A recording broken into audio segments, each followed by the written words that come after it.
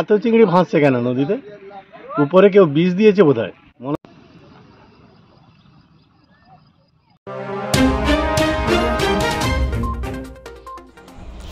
ভোররাতে নদীর জলে মিশিয়ে দেওয়া হচ্ছে বিষ।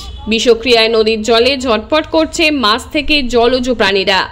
এইভাবেই নদীর জলে বিষ মিশিয়ে নদীর মাছ ধরে নিচ্ছেন এক শ্রেণীর অসাধু ব্যবসায়ী। ঘটনাটি ঘাটাল ব্লকের মনসুকা এলাকার ঝুমি নদীতে। জানা যায়, খাসবার এলাকায় কেউ বা কারা রাতের অন্ধকারে ঝুমি নদীর জলে ছড়িয়ে দিচ্ছে বিষ। তারপর রাতের অন্ধকারেই জাল টেনে ধরে নেওয়া হচ্ছে নদীর মাছ। মূলত চিংড়ি মাছ ধরতেই এই পদ্ধতি অবলম্বন করছে এক শ্রেণীর অসাধু ব্যবসায়ীরা। বুধবার সকালে মনসুকা এলাকায় দেখা গেল, ঝুমি নদীতে ঝাঁকে ঝাঁকে মানুষ জাল নিয়ে নেমে পড়েছেন মাছ ধরতে। জালে ধরা পড়ছে চিংড়ি থেকে নানান মাছ। মাঝে মধ্যেই এইভাবে নদীর জলে বিষ মিশিয়ে দেওয়া হচ্ছে বলে দাবি তুলেছেন এলাকার মানুষ। এখন দেখার এই অসাধু ব্যবসায়ীদের বিরুদ্ধে প্রশাসন কি ব্যবস্থা নেয়। কুমারেশ চানকের রিপোর্ট। সংবাদ পাঠে আমি সৌমিনাক দত্ত, স্থানীয় সংবাদ। নদীতে বিষ দিয়েছে সীমন্তপুরে। সীমন্তপুরে বিষ দিয়েছে কে বা কারা? কে কারা দিয়েছে সেটি কি করে জানবে? মাঝে মধ্যেই দেয়।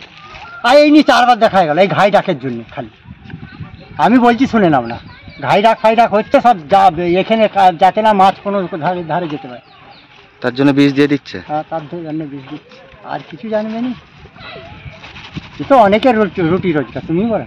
এখানে যারা এ করছে ওরা মাছ ধরতে খাচ্ছে, তারপর প্রত্যেকের গেঁড়া জলগুলো আছে। বিষটা ঠিক কখন দেওয়া হয়? রাত্রে দিলে সকালে ভেসে 9টা রাত 9টায় দিলেই ওরা রাস্তায় দিয়ে করতে পারে। 9টা 10টাতে বিষ দিয়ে চলে যায়, ওরা রাত 12টা 1টা থেকে মাছ ধরে। এই তো চিংড়ি ঘুষো। আজকে হঠাৎ চিংড়ি ঘুষো পড়ছে এখানে এত। নদীতে ওষুধ দিয়েছে। ওষুধ দিলে মাছ ভেসে যায় না? সবাই ধরে তখন কি করবে?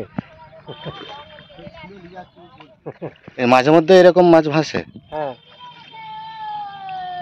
বন্যার পরে এই প্রথম না এর আগেও হয়েছে? এটা 3 বার হয়ে গেল। ওনার নাম?